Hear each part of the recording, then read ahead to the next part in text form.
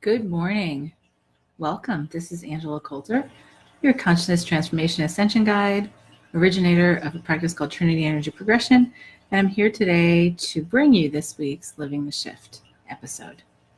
So,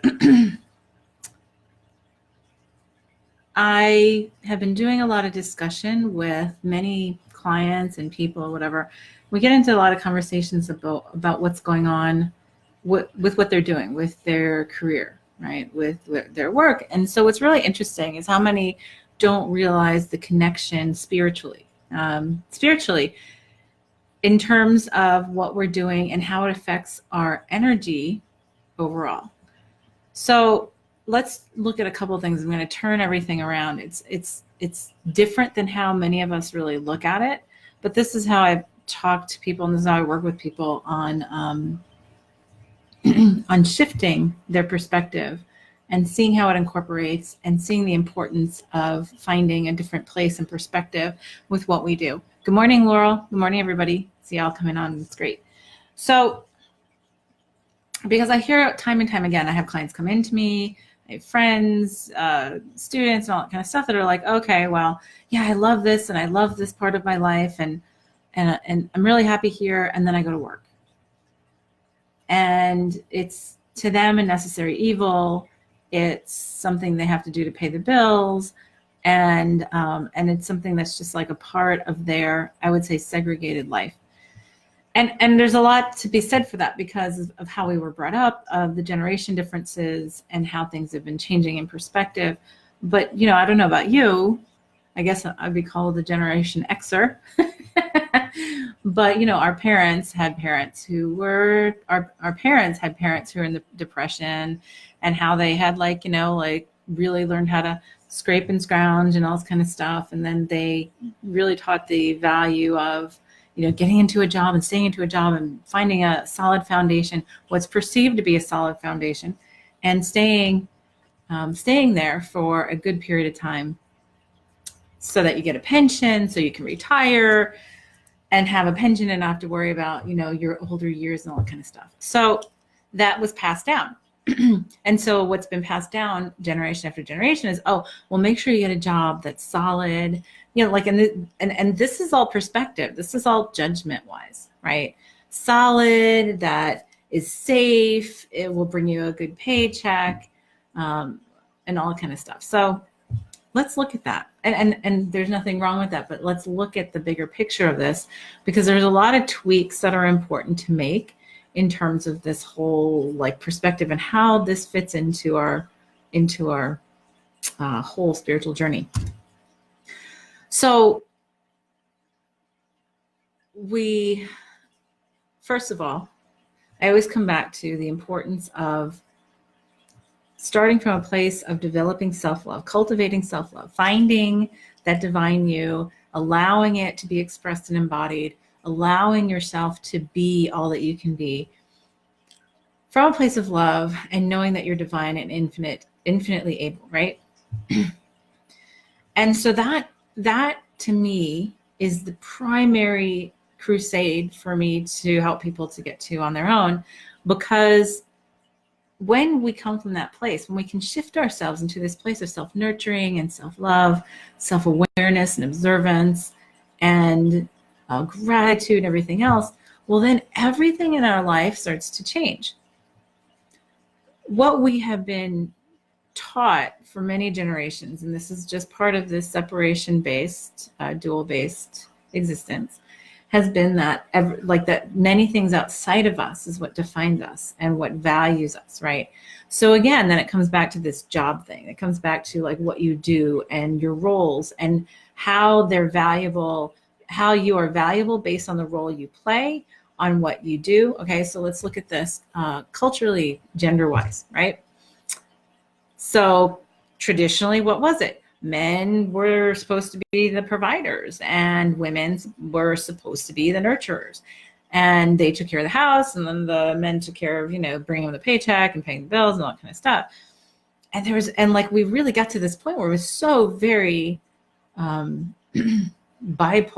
not bipolar, very dual, okay, very individual of what those gender roles were supposed to be. well, that was all culturally determined. It was how we chose to allow it to evolve. Well, then we changed it. Well, then we started to change it. But here's the thing, what I see a lot of today, especially people in the same kind of age range that I am, which is, 40s, 50s, 30s, 40s, late 30s into their 40s, 50s, is going through this identity crisis, right? Because they were told, especially men, because men are an underserved market here in terms of spiritual awareness in many cases, because in terms of really looking at motivation and all that kind of stuff. Well, there are men that I've worked with and they come to me and it's like, well, they've had a challenging time finding who they are, or allowing themselves to realize who they are, because like they were brought up in a household where they were told it was important to be the provider and to hold the family together and to, keep a strong face and all that kind of stuff. And so then what happens is then they get into a relationship and they're okay with, of course, their wife has a career and they hold their own and like they're even making the same amount of money and that kind of stuff. And then they're like, well, I feel sort of lost because I was taught to be this and yet I'm not this, and it's okay, but I still feel like there's something wrong with me, right? So we're spending all this time trying to fulfill all these roles that we're told are important, that make us, supposed to be important and valuable and love worthy and all that kind of stuff. Same thing with women and the mothering role, right? That's a big thing in our society, on how mothers are supposed to be the nurturers, like they're supposed to be the ones that are the primary caretakers of their kids. And there's so many arguments about that. And so what happens is that's a tremendous weight to put on both sides, right? So what happens is that I've had many women come into me, right? And they have agreed to take on that role when they had kids and they stopped working and they stayed home. And they love of course they love their kids. They love their family. But what happens is eventually it like starts to chip away at them from the inside because they're not nurturing who they are. And so then they come to me and we start doing some energy work and we do some coaching and adjusting and realization work and stuff like that.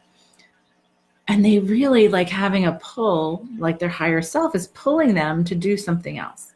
Not to like abandon everything, but to do what it is that their heart would, like explode with, that would bring them bliss in every day. And they're almost embarrassed or shameful. Like many times they come to me and they feel ashamed because they're like, well, why am I not happy just taking care of my kids? Because that's my role as their mother and da, da, da. And it's like, because that's really not your role. It's not your only role. And by the way, you're a parent and your kids chose you as their parent. And it's also important to show them that it's okay to find your own happiness within yourself without depending on others to bring you happiness, so that they can grow up and be in the same place. And that, if you want to take your role seriously, whether it's father or mother, it doesn't matter. That's the important part.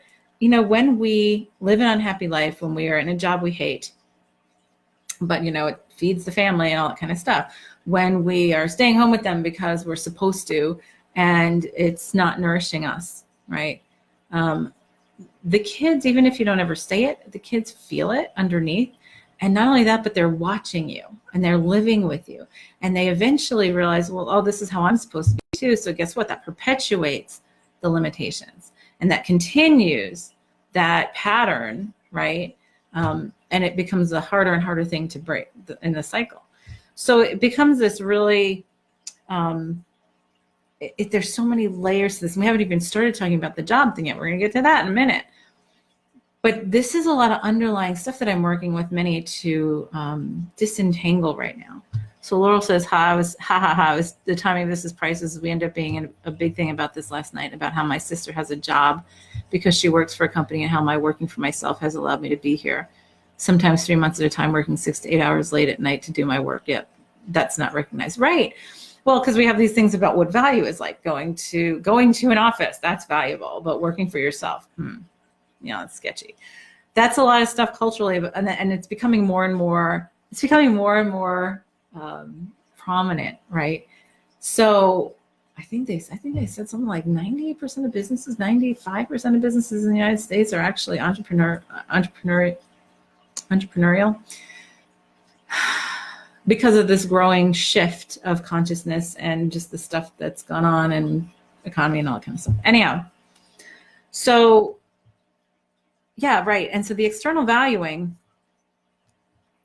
is something that's like we have habitually dependent on others' judgments to determine our value of ourselves. And that's one of our biggest things. And one of the key things I say to all my students, clients, friends, anybody who wants to listen is it's none of your business what other people say or think about you, because it has nothing to do with you. It only has to do with them. You can be just the brightest light in the sky, and you could trigger other people because of it. I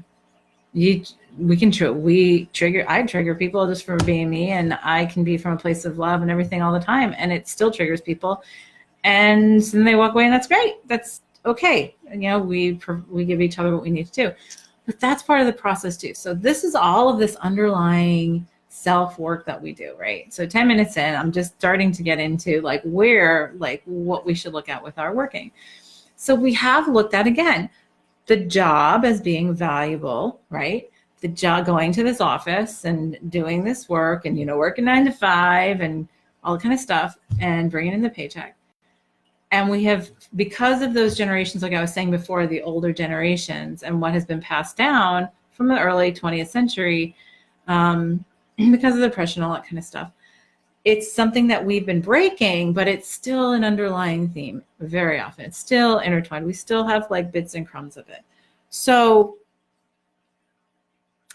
many times, so we get to this place of realizing, okay, so I can change my judgment about that. I can change my perception of that. And so I'll allow people to think what they want, and I'm going to do what I want. And then this is what happens. The next step is I'm going to do what I want in my free time, and I'm still going to go to my job, right? Because why? Because it pays the bills. That's what we tell ourselves. So we use that as a brick wall to prevent us from allowing ourselves to step into our power often, most often, because we always think, well, if I don't do this, well, then even if I did something else, it would take me, a period of time and da, da, da, da. Okay, so what I tell everyone is, first of all, the bills we pay are our choices, okay? If we have, a $50,000 car or $15,000 car is our choice. Whether we have a $150,000 house or a $1.5 million house is our choice. And, you can say, well, it's what other people expect for this kind of job or this kind of thing or what I do or the kind of person.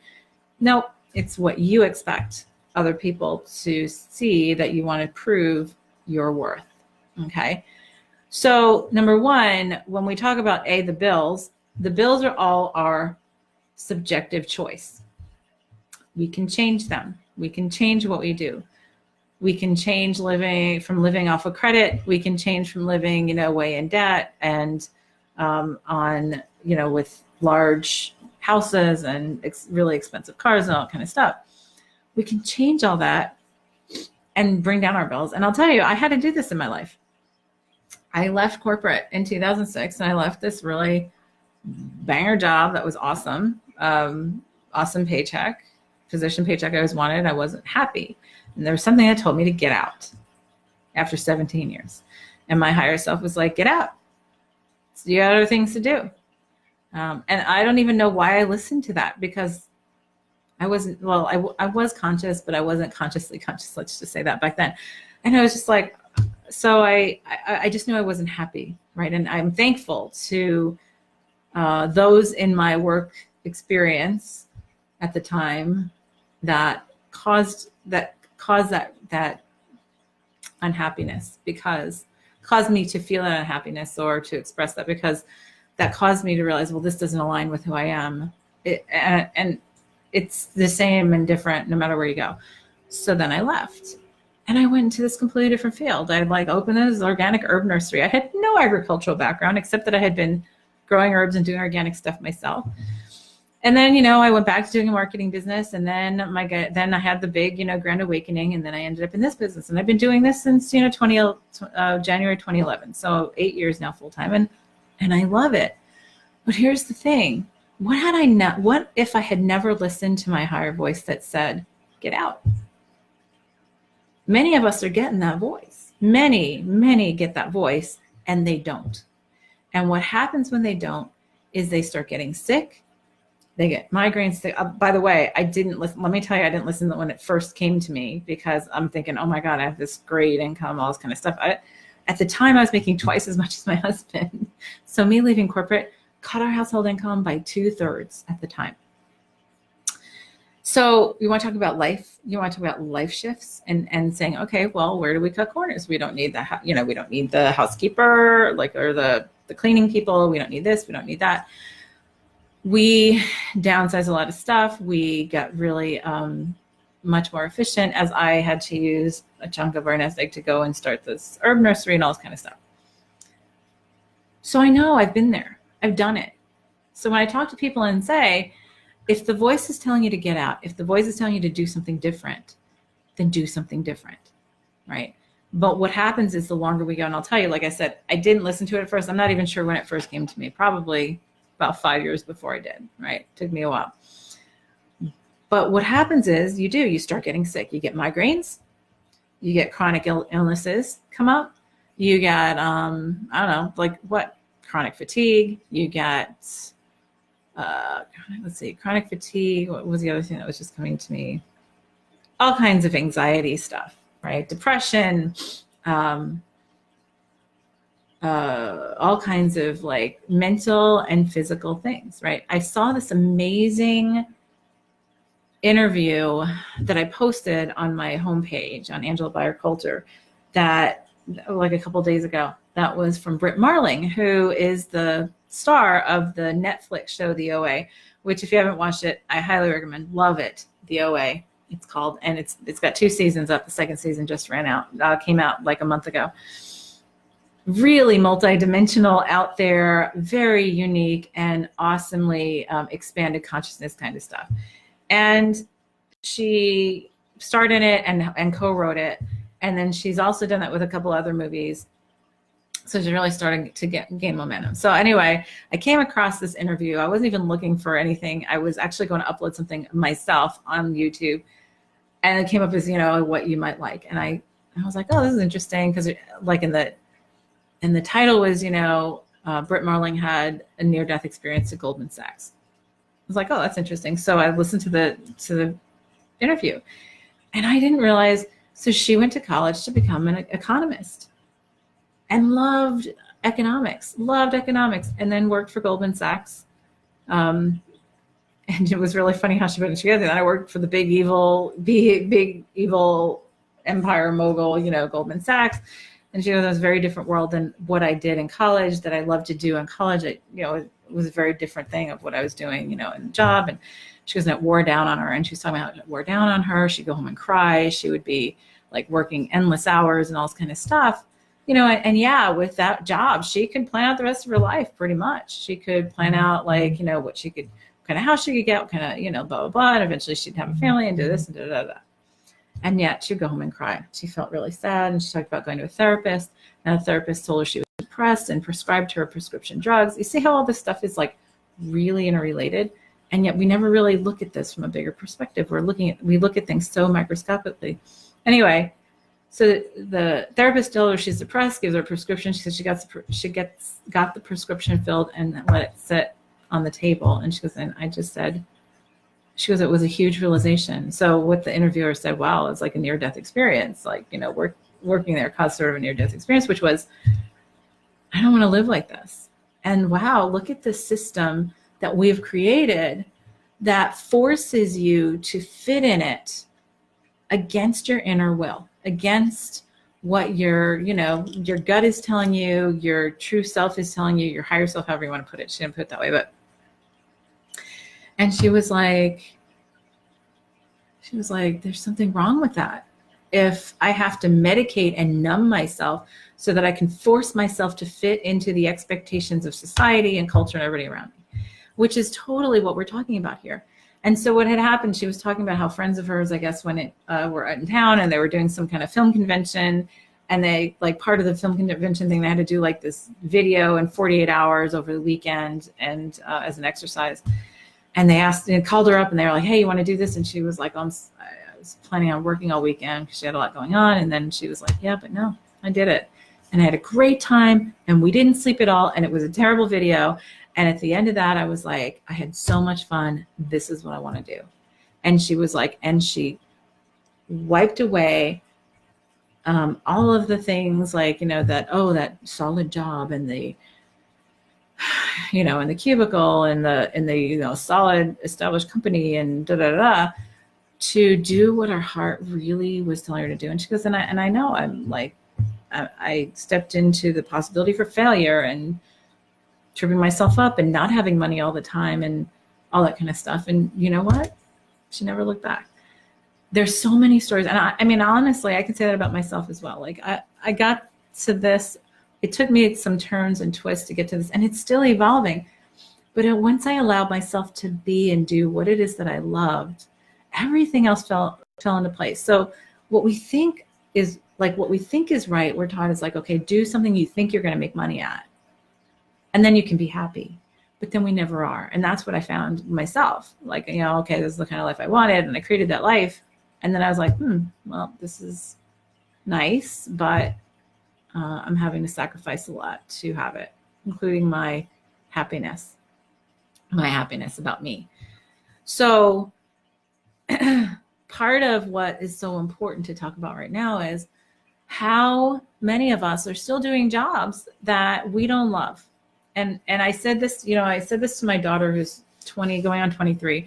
We're talking about it, and there's all this rage against the machine, and we're talking about universal healthcare, and there's so much all this stuff that's interrelated with this web, and she's like, and there's no net anymore, there's no like retirement. And I said, well, actually, yeah, because the older generations had pensions, we don't. 401ks weren't even created to be your pension. It was supposed to support, like to be further support to your pension. And it's like, I don't know, they did a poll, like 90% of like Americans don't even really have very much in their 401k, if at all. So yeah, we're sort of on a ledge in many cases, even when you're working that job that's really, important, whatever, that makes you really important. But here's the thing, and this is what I tell my daughter, and this is what I tell anybody who will listen, is when we allow ourselves to find what it is we love to do, when we allow ourselves our own happiness from within, and we love ourselves and we nourish ourselves, and all we would do is nourish ourselves, we wouldn't even think of anything that didn't nourish us, it is only natural then to find what it is and to energetically bring to us what it is we love to do, how we love to do it. And I'm not saying, like all of us are going to just drop our jobs and then run and become filmmakers or whatever. There are different levels of what you're guided. And that's part of why I go back to listening to your guidance, because your guidance will tell you, like literally when I finally got to that place, it was like, leave. There was no not listening to it. And I look back and it's like, oh, it would have been nice for me to listen a little earlier, but I can understand why I didn't. It was okay. I set myself up for it. It was great. It was the perfect situation for what I needed to do. Because I was getting, like, part of it was like having migraines and physical issues and stress and anger stuff, right? People who are not happy with themselves aren't happy with anybody else. So then what do we do with that? We project often. We project onto others. We're mean to other people. So look at the corporate environment today. I was talking to a client the other day about how so many people like that she works with are not nice people. And I said, well, that just shows you that they're just not happy with themselves. And so like we were talking about this, and we've talked about all this other stuff with this client, but like it's always like, well, I got my job and I'm doing it and it pays my bills and da-da-da. And I'm like, but at some point you have to realize that part of why you're still allowing that reflection is because you're still holding something in you that still causes you to believe that you're not allowed to make a living at something you love to do. Love to do. And like so many people say, oh, this is good enough. I like it good enough. It's okay. I can tolerate it. It's a paycheck. Like how many times have you said that to yourself and heard other people say it? However, over time, especially right now, because of our energetic shifting, we are more and more building up friction because our higher self is saying no, because we truly are here to do what allows us our bliss, which is really what our purpose is, right? We think that we'll find our purpose as to whatever the people think is our purpose, but really our purpose is what allows us to live in our bliss. And then what happens when we do that, when we live in our bliss, and then we express it in what we do, it's not work anymore. And that's what I told my daughter as well. That's why it gives you even more importance on finding what it is that really makes you tick, that you love. Because then if you have to do it till you drop dead, till you're 95 years old, you don't care because it's not work. It's just part of who you are. And that's sort of how I look at it. And like, one of the things I ask somebody all the time is, if you won the lottery, like if you won $100 million tomorrow, what would you do? One of the first things 95% of people I ask would do is quit their job. Then I'm like, well, then why are you doing your job? Because, the way I look at it is, if I won the lottery tomorrow, I would still do what I do. It might be in a different form and in a different way. But I love this. I love what I do. And I couldn't even understand that I could be worthy of doing this back when I was in corporate. So I understand how many still can't get past that initial thought of, well, the bills. Yeah, we had some major financial adjustments in our household. Yes, we did. It also changed the dynamic with my husband and me. It changed, his motivation as well as mine. It brought my kids up in a different kind of environment, which was okay. It was all good. It was all good because now we're in a really much better place than we have ever been. And yeah, there were some dark nights. There were some anxiety-ridden periods. There were some issues with financial shifting and everything else. But it's as we shift our energy, so does our whole energy around money and income and, what's available to you from the universe. That all shifts too.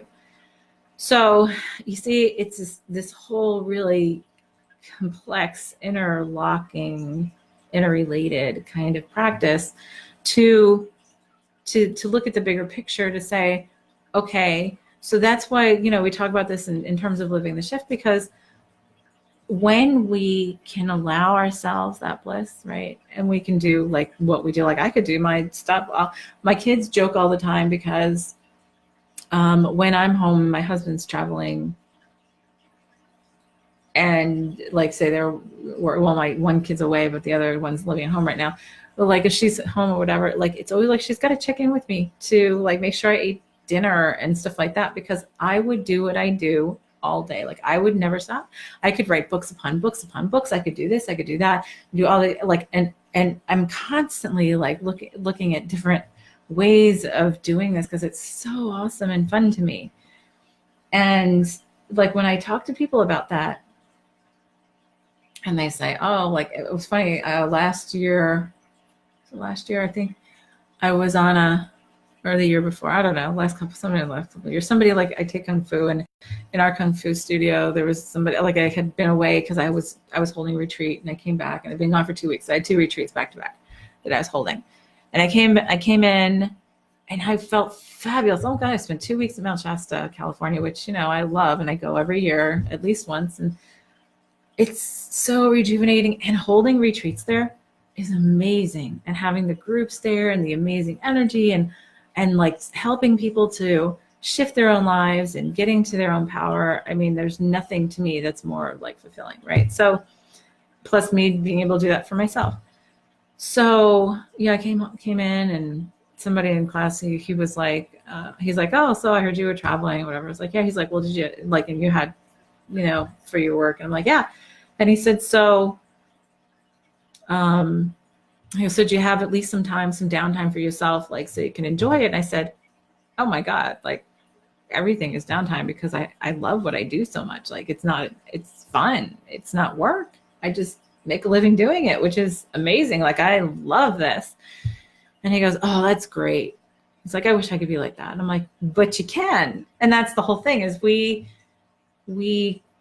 have these beliefs that we still hold. So the key is to look at, and true, what Laurel had said a little earlier, it's funny how we value things based on different, the older generations think, oh, going to the office is more valuable. My mother for a while lived next door when we used to own another piece of property, and she would rent from us on the other side of my back fence. And it was right shortly after I had left corporate. And so the thing was, what was hard for her to equate was if my car was in the driveway, that she thought I was available, instead of realizing I was working. Even though I'm home, I'm working, and I'm busy, like, or I'm full. I have to do stuff, that's my work. And people have this, like, we have this perception, and I'm going, well, to me, what's more valuable is, are you doing what you love? And if that picture is that you do it once a week and that's what pays the bills, awesome, like amazing. Or if you do it all the time, or if you're home, or if you're in an office, it doesn't matter if you're in your own office, or if you, like, I rented an office outside of the house for like 3 years, and that was great. And then I moved back home, and that's still great. Especially my kids as adults now, because I have the space and whatever. I see my clients here. I can hold classes here. It's all kinds of stuff like that. And I can do it in an office too. And I can do it in a wellness center, and I can do it any place, and yeah, my husband goes to the office, and it's really funny because you're right, we have these values, and the key is to get to this place of just saying, you know what, I see what I see how your belief system works, and that's great, and this is how mine is, and it doesn't change my value if you believe that I'm not as valuable because I'm working at home on my own business, working for myself versus working for the man, or whatever I'm talking, whatever you want to call it. So the key is, and by the way, just because, so here's the other thing, you can still work for a company and be doing what you love to do. If we all did that, actually, I believe the whole corporate world would change immediately. Like, if we really went to work and doing what we really love doing, and we're able to express that and nourish ourselves and put ourselves, as priority is to choosing what allows us to embody our bliss every day, then we would work together so much more easily. We would have far less hierarchy. We would have far less nastiness or negativity in our workplace. We would have a lot more kindness and a lot more empathy, a lot more working together in unity. And so, like, this is why we come back to full circle self-love, to what's important about coming to the place of nurturing ourselves, to knowing that we're worthy of doing this, to getting out of our heads in terms of allowing other people to define who we are, like to take in the definition that other people give to us, as truly what we are, and instead of, and switching that around into a place of saying, I am finding out and remembering who I am here to be, and what makes me happy, and what, and the thing is, sometimes you don't do it. Sometimes you don't do it as a job, and maybe there's another reason you have a job. But if you allow yourself the space to truly do what you love, other things will open up and shift, no matter what you're doing, to align with that worthiness, that level of self-love and gratitude and happiness and prosperity and all that kind of stuff. So hope that helps. So this is your home play for this week, is really look at what you're doing.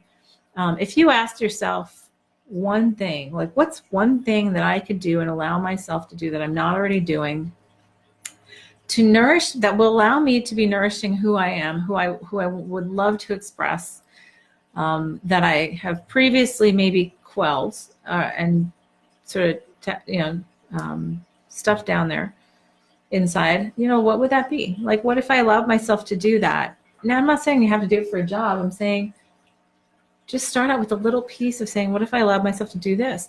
Because once we allow ourselves to do one thing, it's like cracking the door open. And then sometimes we kick the door open. And then what'll happen is we find this string of events, and we meet people, and this stuff comes together. And I can't tell you how many times it's magical. How many times I have helped people get into places and careers and life situations that they never even dreamed they would allow themselves to have, because they didn't believe it to be, that themselves to be worthy of doing that, so that they just wouldn't even consider it because other people told them they couldn't. It's magical. So thank you for joining me. Have a great week. Do that observation of yourself and see what it is that you can let in. And we'll see you next week on Living the Shift. Have a great one. Bye.